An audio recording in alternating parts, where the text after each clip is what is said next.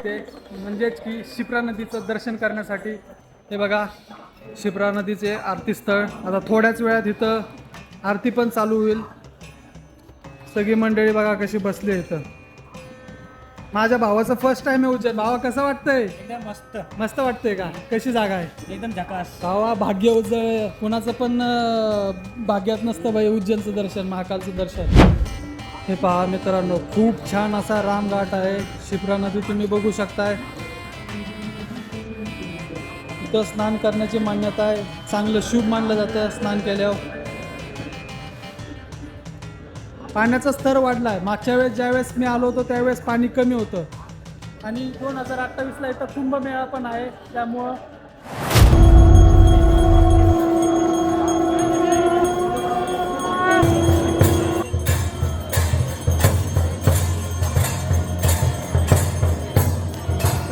Proper वाली माहिती बाई.